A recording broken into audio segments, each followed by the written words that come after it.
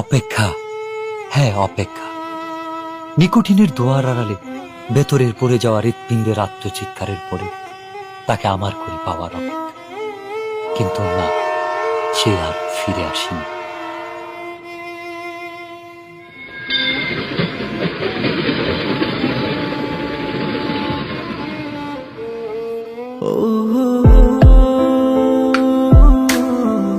তবে এসেছিল এই পাহাড়ের পাদদেশে আজ থেকে অনেক বছর আগে, সন্তের জেগেরা সীমান্তবর্তী জেলা শেরপুরের প্রত্যন্ত একটি গ্রাম।